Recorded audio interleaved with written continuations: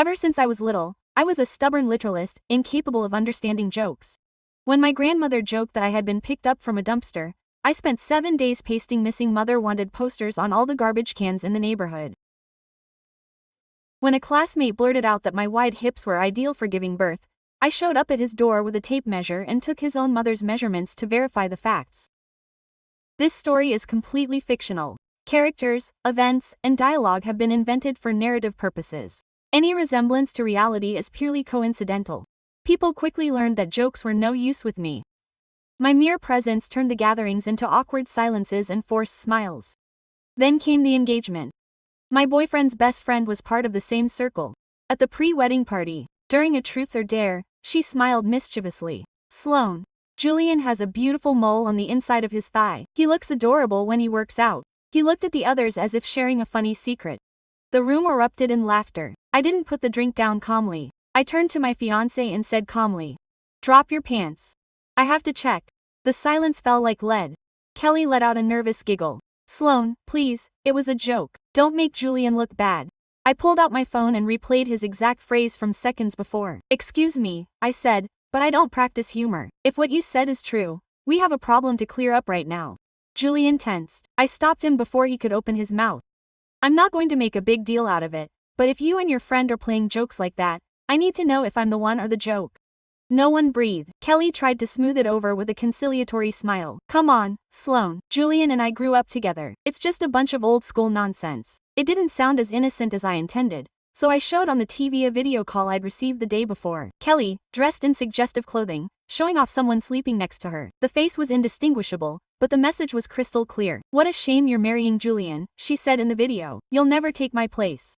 I airdropped it to all the cell phones present. "Was this also a comedy?" I asked. "Or the draft of a romance novel you're writing as a couple?" Kelly mumbled excuses. She said she just wanted to test me. Julian looked at her, astonished. I just watched. From that night on, Julian's group of friends cooled off. The group chat died. However, on other fronts, I learned that they continued to see each other at night out, at dinners, at nightclubs, as if nothing had happened. A few days later, Julian's birthday came around. His family threw a lavish party and, as his official fiancé, I was invited. I accepted so as not to disturb the semblance of peace. Kelly appeared on Julian's arm in a dress that coincidentally matched his tie perfectly. It was all very fortuitous. When her eyes met mine, she took a step back, her face pale. "Easy, Sloan. I won't come any closer. I know I'm keeping my distance," she said loudly enough for everyone to hear. Julian shot me a reproachful look and ran after her. Her parents looked at me disapprovingly. "Sloana," Mrs. Bands intervened. "We know about the incident. Kelly is almost our daughter. There's no need to be so dramatic. We have to know how to forgive." I nodded politely. "So, everything between them boils down to banter and sisterly affection, right?" "Of course," Mr. Van Bands confirmed. "Perfect," I replied,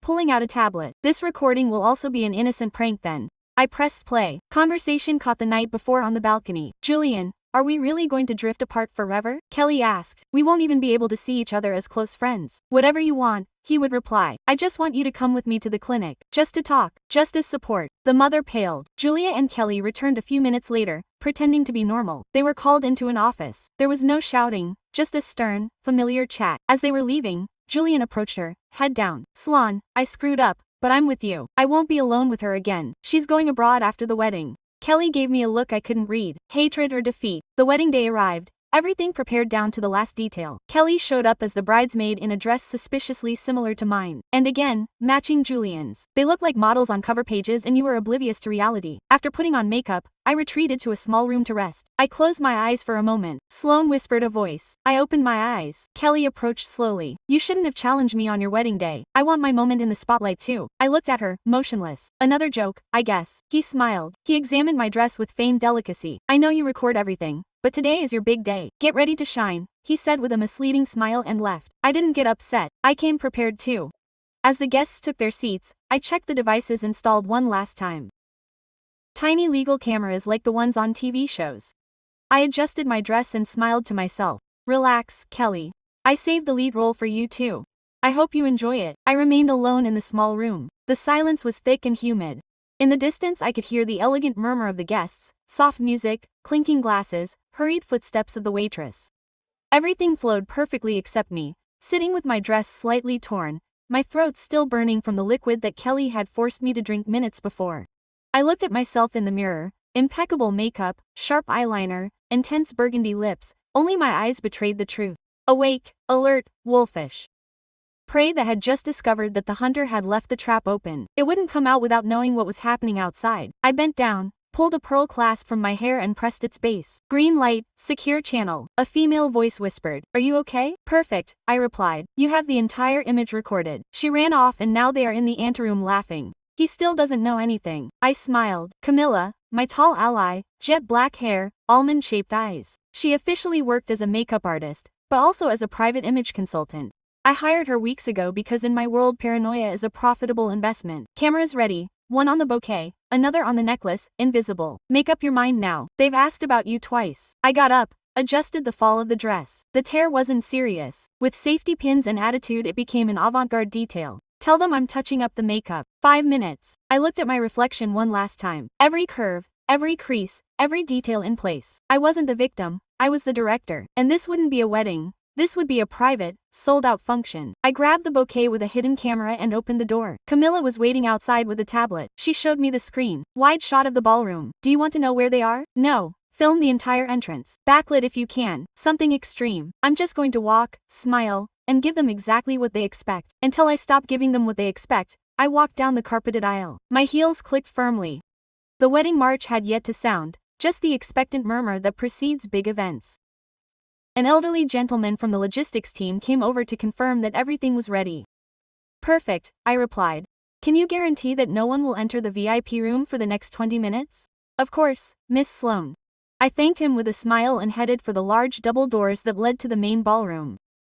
Behind those doors, 200 people awaited the moment when the bride would walk down the aisle. They expected tears, oaths, a final kiss. What they were about to witness, however, would be something radically different. I took a deep breath and nodded. Camilla opened the pages. The light bathed my face like a warm tide. The music began softly with the full orchestra, but I only had one goal, to fix my gaze on Julian and make him understand without uttering a single word that this was no longer his story, but mine. The entire room turned toward me and I smiled.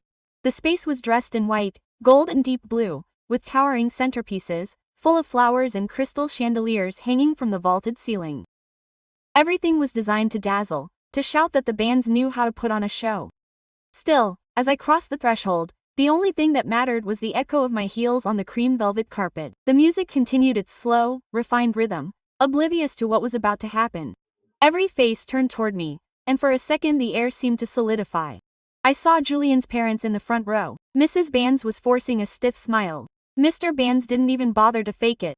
Julian stood at the altar, impeccable in his tailored midnight blue suit.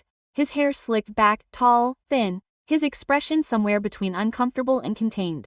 But he wasn't looking at me, he was looking at Kelly, standing to my right in a pearl blue dress almost identical to mine, her blonde hair pulled back in a low braid, a few loose strands caressing her pale face. Her hands were clasped in front of her, her shoulders relaxed, like the silent heroine of a soap opera. When her eyes met mine, though, she blinked. Hesitation, a tiny gesture, but I caught it. I walked toward the altar with the composure of a sculptor. Every step calculated, every gesture rehearsed to the point of exhaustion. I could feel the hidden camera in the bouquet recording faces, whispers, furtive glances. When I reached Julian, I looked him straight in the eyes. "You look beautiful," he whispered. "I know," I replied without smiling. He took my hand delicately, but his fingers were cold. He turned to the officiant. An old man with a white beard and a slow voice began his sermon on love, patience, and commitment. Although all I could hear was the accelerated beating of my own heart. The speech progressed, the vows were approaching. It was time for the bride and groom to speak. Julian looked at me, waiting for my words. The room fell into absolute silence, the guests barely breathing. I took a deep breath and before saying anything I raised my hand gently. Before promising anything, I said in a firm and clear voice, "I would like to share something with all of you." An electric murmur ran through the room. The officiant hesitated. Julian frowned. "Sloan." I ignored his tone. I pulled a small, discreet tablet from inside the bouquet. I pressed play. "What are you doing?" Julian whispered. "What I should have done from the beginning," I answered quietly. My own voice, amplified by the speakers, filled the room. It was an elegantly edited recording, fragments that did not violate privacy, just words, dialogues, ambiguous moments between Julian and Kelly, light laughter, out-of-place phrases and my narration superimposed. There are jokes that hurt, friendships that cross boundaries and truths that when ignored become shared lies. Images of Kelly hugging Julian for longer than necessary. Of Julian brushing her cheek in a hallway filled with dense silences. This was not evidence of physical betrayal. It was not doubt. It was emotional evidence. I came today to celebrate an engagement. My voice continued on the recording. But I can't make promises where there are shadows. I can't move forward into a future if I don't know who I'm walking with. Quote, when he finished, the silence was total. Not even the music dared to interrupt it. I turned to Julian. I can't marry you. His eyes widened in disbelief. He took a step toward me. Sloan, are you saying it here, now? Exactly. Here. Exactly. Now I turned to the guests. Thank you all for joining us. I hope you enjoy your dinner and that you remember this day as the day I decided to choose myself. Quote, I stepped down the aisle without looking back. I didn't run. I didn't scream. I didn't cry. I simply walked as I had always walked. Kelly, for the first time, was speechless. I hadn't reached the end of the aisle when I felt the true weight of what I had done. It wasn't fear. It was the sudden change in social temperature. That second when the air stops hugging you and starts judging you. Behind me there was no applause or screams, only a low, contained rumble like thunder. Distant. The doors slammed shut. Camilla waited, leaning against the wall, the tablet pressed against her chest like a bulletproof vest. Her lips were parted, her eyes wide. It came out perfect, she murmured. Too perfect, I replied. It's not over yet. We crossed the side hallway to the staff lounge, a discreet space with beige leather couches, lined-up water bottles, and a large mirror fogged with age. I lowered myself slowly, every muscle working with surgical precision. And the backup? I asked. Camilla was already connecting cables, fingers quick, mind icy, everything uploading to the private cloud. 2 legal copies. Final edit. No one will be able to touch it. I nodded. I wasn't referring to the video they had just watched. That had been just the first act. The real stuff was in the secondary shots, in the shots the audience ignored. Reactions, micro-gestures, faces that give themselves away when they think they're safe. Look at it, Camilla said, turning the tablet toward me. Kelly appeared on the screen in extreme close-up, pupils dilated, jaw set, smile coming half a second late. Then Julian, holding his neck, breathing heavily, his parents exchanging quick, calculating glances. None of that was in the main montage. This is what counts, Camilla added. Not what you said, but what you exposed in others. I slid my finger across the screen. I stopped on Kelly's face. 27 years old, thin, skin almost translucent, blonde hair so light it looked white under the spotlight. She had always known how to play the role perfectly. The carefree friend, the constant presence, the background noise. Where is she now? I asked in the private bathroom in the East Wing with 2 friends. She cries, but not like someone who loses something. She cries like someone who sees a plan fail. I smiled slightly. Leave her alone. A sharp knock interrupted the scene. The door flew open. Julian stepped in. His suit no longer fit him the same. His tie was loose. His 2-day beard outlined his jaw, his face tense. Quote, what the hell was that? He demanded, coming closer. I looked at him like someone staring at a piece of furniture that no longer belongs to him. Quote, there was a pause. I answered for a moment of sincerity. You humiliated me in front of everyone. I didn't show you. You did the rest. He ran his hand through his hair. Kelly is devastated. You said you didn't want any scandals. I don't. That's why I edited every second. That's why I didn't use anything illegal. Everything they saw had already been made public with their own gestures. He looked at me as if he were looking for the woman he knew. This wasn't part of the deal, he murmured. There was never a deal, I said. There was tolerance. And he was exhausted. Camilla stood up quietly and walked out, closing the door. We were alone. Julian was breathing heavily. What do you want now, Sloan? I stood up slowly. I walked over until I was in front of him, at just the right distance, neither close nor hostile. I want your family to understand something very simple. I didn't break down. I didn't lose my temper. And I won't let them rewrite what happened. And the marriage. I looked him straight in the eye. He died a long time ago. We just buried him today. He didn't answer. He turned on his heel and walked out without another word. I sat back down and stared at the screen. The video was still playing. Loop. Secondary shots don't lie. They always talk. And I had just opened a door that was impossible to close again. The evening light was already turning the windows orange when I left the main building. The air was colder than expected, or maybe it was me, finally freed from the weight of the mask, feeling lighter than I had in months. The breeze gently swayed the tulle of my dress and with each step I felt the gazes fixed on me from within. Some bewildered, others openly scandalized.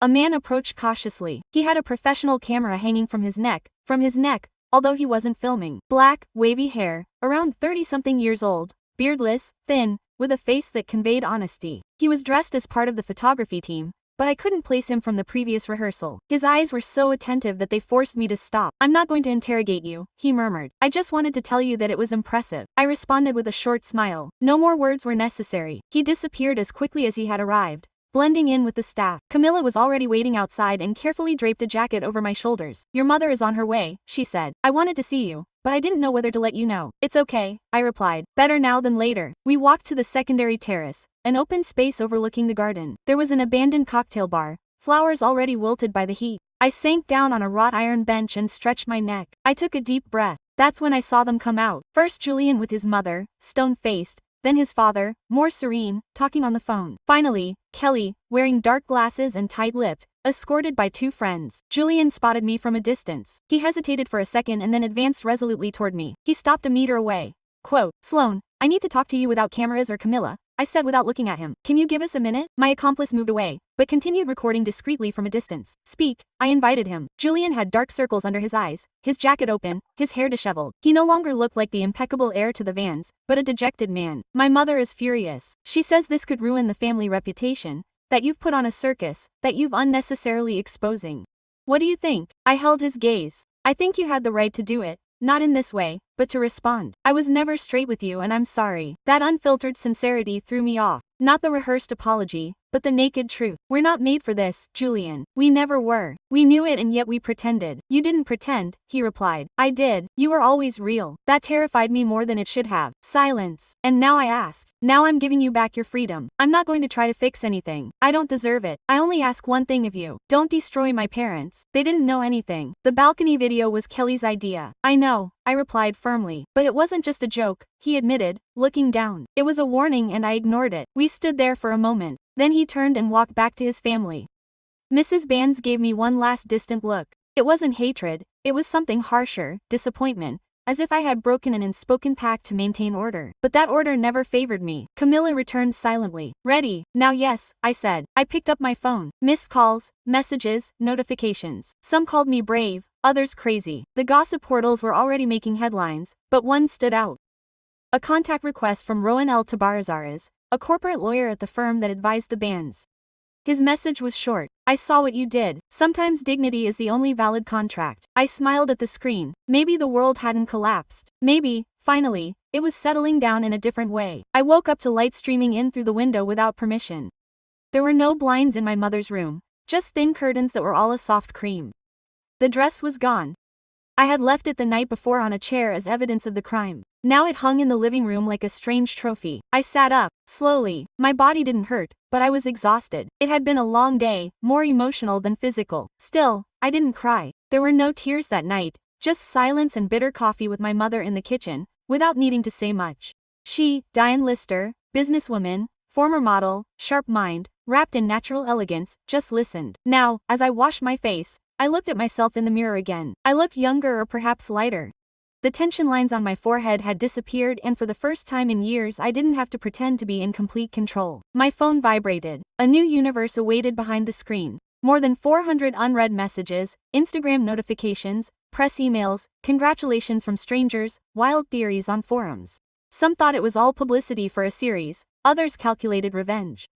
And amidst the chaos, that name reappeared, Rowan Elitabes. The message was still there, serene. "I saw what you did. Sometimes dignity is the real deal." I went to his profile. A specialist lawyer.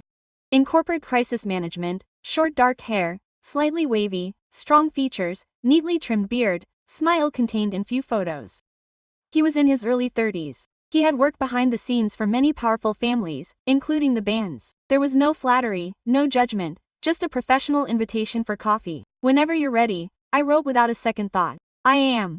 Within 2 hours we were seated in a high-ceilinged coffee shop in the financial district, a refined but unpretentious place with dark wood tables and carved glasses. I arrived 5 minutes early. He was 10. That spoke for himself. Rowan stood up when he saw me. "Miss Lister," I corrected. He nodded and offered me a firm, warm hand. "I didn't want to upset you so soon, but I figured you'd prefer to handle the story before someone else told it for you." Good intuition. He ordered green tea. I had black coffee. At first everything was formal, technical. He explained how some firms already drafted statements, how data was leaked without permission, how public narratives could be used to pressure private businesses. But beneath his words there was something else. Respect, quiet, deference, measured curiosity. He watched me as if solving a complex puzzle.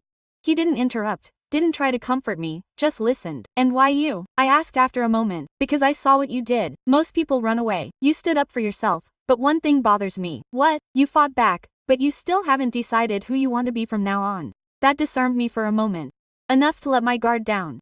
And do you think you can help me with that? I'm not a therapist, but I can read contracts, even the unwritten ones. I laughed for the first time in days. A clean, brief, genuine laugh. He smiled too, more relaxed. What do you propose, Rowan? A temporary alliance. You're going to get offers, attacks, propositions. I'll filter, you choose. In the meantime, I'll help you create an image that doesn't depend on any last name. I took a sip of coffee and what do you get? A good story and a brilliant client who doesn't try to fit in. I like that answer. Direct, without embellishment. He handed me a card. It wasn't necessary, but the gesture mattered. I accepted it. Our fingers barely touched. Deep down I knew this was beyond professional, but for the moment it was enough. A week later, no one had mentioned the dress, the altar, the bouquet, or the video. The internet had had enough of headlines and, as always, moved on to the next scandal. But in the circles that really counted, silence was another form of admiration. Rowan wrote to me one morning without beating around the bush. Quiet walk or coffee? Noisy, I replied quietly. I need heaven. We met in a secluded park, far from the financial center. It was autumn. The leaves were falling and the air smelled of wet wood and cold earth. He wore a gray wool coat, a navy blue scarf, and elegant leather gloves, without flaunting anything, like everything about him. I chose a beige jacket, straight leg pants, and low boots. Nothing that screamed ex-wife or armored businesswoman, just a woman walking. Rowan nodded to me slightly. Anyone following you today? Just my thoughts, but they move slowly, I replied. We walked leisurely along the gravel path. Within a few minutes, the silence became natural, as if we had known each other from another life. Can I ask you a personal question? Go ahead, as long as you let me ask you one later. Deal. He nodded and waited. Why do you still work with families like the Bands? He let out a long sigh. From someone who has answered that many times without ever telling the whole truth. Because I'm good at fixing things, papers, images, official versions. But a while ago I began to realize that I was fixing things that weren't worth saving. And why didn't you leave? Because I needed to see a crack from the inside. Something to remind me of why I started. I smiled. I was that crack. He glanced at me and smiled. You were the crack that became a window. We continued walking in silence for a few steps. Then he did his part. My question now. Shoot, why didn't you do it before? Why did you hold out so long before breaking it? I didn't answer right away. I stopped next to an empty bench and sat down. Els settled down next to me, maintaining that perfect distance, neither too close nor too far, because I was raised to go unnoticed, to never be a bother, to be precise, impeccable, conciliatory. I thought that if I never caused a scandal, no one would try to destroy me. But then I understood something important, that there are people who sink even ships that are sailing calmly, and if you're going to sink anyway, it's better that it be because of the storm that you yourself unleashed. He nodded. You could tell that he truly understood, not out of pity, but because he had experienced it. Kelly, has he ever openly assaulted you? I asked him. No, he did something worse. What? He gradually distanced me from the group. He transformed me into a mere decoration, an eternal guest who was never really invited. When I tried to raise my voice, no one could hear me anymore, and yet I was still close to them. I hoped that someone would notice, and someone did. He looked at me with a mixture of gratitude and melancholy. Yes, you noticed and you blew everything up. The afternoon grew colder. The shadows lengthened between the tree trunks. He looked at his watch. Not out of haste, but out of habit. And if we make a habit of this, walking, chatting without haste, like friends, like two people who know what it's like to be silent for too long. I stood up, brushed a dry leaf off my coat. Rowan's deal. Another sealed deal, he said with a slight smile. No fine print or hidden conditions. And for the first time I felt like something real was beginning, something without masks, without family watching, without power strategies, just two people walking. A week after that walk, I reviewed the recording again, not the retouched version, but the original, the shots that no one saw, the moments before and after the altar, the gestures that were left out of the final cut. I had everything saved in an encrypted cloud. Camilla had given me a complete physical copy just in case. There was something that was bothering me, a detail, a presence. Two unknown older men were with Kelly in the anteroom of the bridal hall just after she had left the room where she had locked me. I had never seen them before. They were not family, they were not part of the event team, and they did not stay for the ceremony. They appeared and vanished like well-dressed ghosts. Rowan received me in his office without questions. It was an elegant but sober space, on a high floor overlooking the river. In the background, a French press was steaming on a side table. He stood alone, his sleeves rolled up and his laptop open.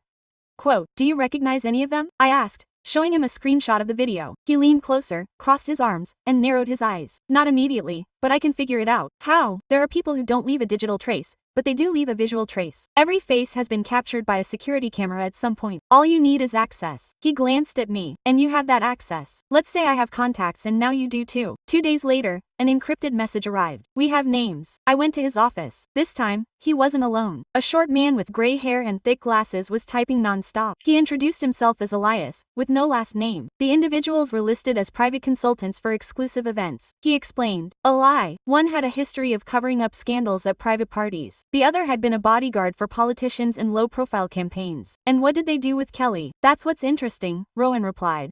They both received payments from an account linked to a small law firm, whose majority partner is a certain Key Myers Kelly.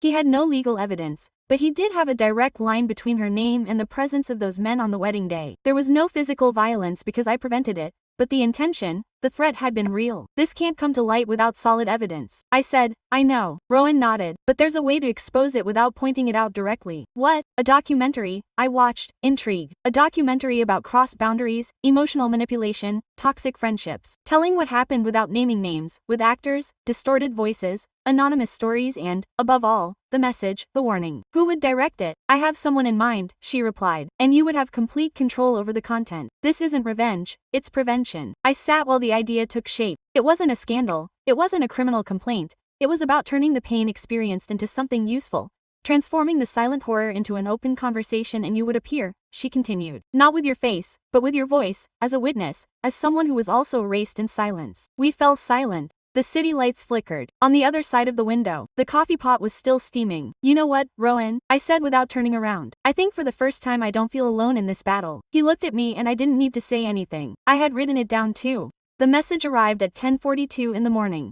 Not from a hidden or anonymous number. Kelly used her own name. No fear, no disguise. I want to see you once. Not to fight, to close. I read it without surprise. I had been expecting it ever since the video began circulating discreetly in certain circles, shared as a perfect example of self-control in the face of a reputational crisis. Rowan was in the room when I received it. We were reviewing the first script of the documentary with actors, camouflaged voices and parallel situations based on what happened to us. I showed him the message. He read it without touching my phone. Are you going? Yes, I replied without hesitation. Do you want me to come with you? No, but I want you to record it. She nodded. I made a quick call. 2 hours later we were in a private cafe inside an art gallery. A public but intimate place, with author photos on the walls and a constant murmur that shielded the words. Kelly arrived on time. Dark glasses, sleeveless white dress, high ponytail. She had lost weight. She no longer had that glow in her cheeks, but she maintained the demeanor of someone who still believes she can control the narrative. She sat across from me without removing her glasses. Quote, "Thank you for coming," she said. "It's not a favor," I replied. We looked at each other, or rather, she avoided my eyes. I've been treated like a virus for weeks. Brands left me, friends disappeared, bands blocked me. You destroyed me. You revealed yourself. I only turned on the light. What do you gain from this, Sloan? No, validation, clarity. Kelly sighed and finally took off her glasses. Her eyes were red but dry. I want you to stop the video, the documentary. Everything is about me. No one mentions your name or shows your face. If you recognize yourself, it's not my fault. Do you see me as such a monster? I don't see someone who learned to manipulate because she was ignored for too long, but that doesn't excuse the damage you did. The conversation lowered its tone. The words were blades wrapped in sheer velvet. I hated you, she said finally, from day one because you didn't need to be liked and all I knew how to survive by being liked. Julian was my lifeline and you came along and took that away from me. I didn't take him from you. He was never yours. What now? You and the lawyer will be the happy ending to this novel. I smiled slightly. This isn't a novel, Kelly. It's a life. Mine. She leaned forward. I can sue you. I still have connections. Go ahead, I said quietly. But every step you take will resonate louder in the echo that you no longer control. She fell. I knew she understood, not because she was giving up, but because for the first time she had no plan B. I stood up. Take care, Kelly. No one else will. I left without looking back. Rowan was waiting a block away, leaning against a brick wall. Coffee in hand, face neutral. All good. Better than expected. I answered. It's over. Yes. She handed me the coffee without saying anything. We walked together toward the exit of the gallery and as we did I felt something new. Not being able to, not triumph, peace. Returning to my mother's house was like walking through a museum that only I knew. Every corner held memories, but none forced me to stay trapped in them. He welcomed me, without protocol. She was wearing white linen trousers, a loose blue silk blouse and her silver-gray hair pulled back in a messy bun that gave her the air of an artist who never quite retires. Tea, she offered. I accepted. We sat on the terrace at the back, where hydrangeas grew wild and the sun filtered through an old wooden pergola. Is it all over now? She asked without looking at me, stirring the sugar slowly. Yes, I replied. Everything that needed to explode exploded. There was nothing left to prove. She nodded, took a sip. She waited. What do you want now? She asked. No. What are you going to do? No. What should you do? What do I want? I looked at her silently. Soft skin with slight wrinkles, steady eyes, a calm voice. She was not an imposing mother. She was one who waited for you to find yourself, even if it took decades. I don't want to marry to join fortunes, I said finally. I don't want to form one. I belong to families that tolerate me while they use me. I don't want relationships where intelligence is perceived as a threat. She nodded again. Without saying it, I already sensed it. Rowan asked. She puzzled me, not by bringing it up, but by the absolute calm with which she did it. I still don't know, I admitted. It's different. There's no rush, no schedule, just being there. That's the strangest thing to find, she murmured as if recalling a memory. Out loud. We fell silent, watching the trees sway. In the distance, the drone of a lawnmower could be heard, and for the first time I didn't feel compelled to fill the silence with accomplishments. When you were little, she said suddenly, you dreamed of being an architect. You would scribble constructions on any piece of paper, but they weren't houses, they were bridges. Do you remember? I smiled. Because bridges connect without confining. They're not prisons, they're paths. And what do you want to build now? An existence where I don't have to constantly justify myself. I don't need to be charming or dazzling all the time. Just be present, clear, true to who I am. She nodded with a subtle smile, got up to get more tea. I stood there, following the shadows dancing across the garden with my eyes, and I experienced something I hadn't felt in a long time. Authorization, not from others, my own. I took out my phone. I had a recent notification. Rowan had written a short message. There will be a meeting about reputation and public image. I would love for you to participate, not to talk about what you did, but about how you decided to do it. I read it twice and said, I accept, but I won't speak to motivate. I will speak to tell the truth, because it was never about becoming a model. It was about ceasing to be invisible forever. The auditorium wasn't packed, but that wasn't the point. There were enough occupied seats. There weren't hundreds of gazes waiting for me to stumble like at the wedding. They were professionals, students, advisors, focused faces. Many young women, others called, some men, all arrived expecting advice on reputation management in a crisis, but what they would receive would be something cruder than any manual. The organization had reserved the closing for me. That allowed me to observe the others first, to decipher the discourse of those who treated image like a seasonal dress. I didn't see it that way. For me, image wasn't cosmetic, it was a skeleton. When they called me to the podium, I didn't bring slides, just a lapel microphone, a glass of water and security. That this time every word would be mine, no script, no proofreaders, no tactics. My name is Sloan Lister. I began, and I'm not here to explain how to rescue your reputation. I'm here to tell you why sometimes the healthiest thing is to let it shatter. Eyes raised, heads tilted in intrigue. We're trained to guard what others think of us, to keep up the facade, to not respond, to put up with jokes that hurt us, to pretend we didn't see what we saw and smile at the same time. Pause. I picked up the glass, took a sip. I respected those rules for years and ended up on the verge of marrying someone who never really chose me, surrounded by people who considered me a useful cog until I stopped acting. A thick silence, there was no discomfort, there was real listening. The day I said no, I was furious, I was awake, and I understood that the truth, even spoken in a calm voice, has strength. Not because he shouts, but because he doesn't hesitate. Some in the front row were taking notes. Further back, I saw shining eyes. I didn't come to inspire them. I'm not interested in being a role model. I just want to remind you of something that no one told me while I still had time. You have permission to leave, not to put up with it, to ask annoying questions and not to laugh when nothing is funny. When he left the stage there was no thunderous applause. There were firm, sincere applause, an acknowledgement without fanfare, but with admiration. I headed for the side exit and there was Rowan waiting for me with a coffee in one hand and the other in the pocket of his navy blue coat. His beard was a little longer, his hair slightly disheveled, the wind had tousled it more, he was still as whole, calm, alert, attentive. It was better than I expected, he said, and I have very high standards. Do you know what was the best thing? I asked, standing in front of him. What? That I didn't need to ruin anyone to feel free? I just had to let go of what was suffocating me. Rogan nodded with a half smile. What now? I looked at him without haste. For the first time, without needing to plan every move. A coffee with you, without a hidden agenda. A walk without a script, a day without tactics. He extended his hand, not to kiss it, not to guide it, just to offer it. Now we can really start without masks. I took his hand. Now yes. And this time I didn't feel like someone closing a chapter, but like someone finally opening their own.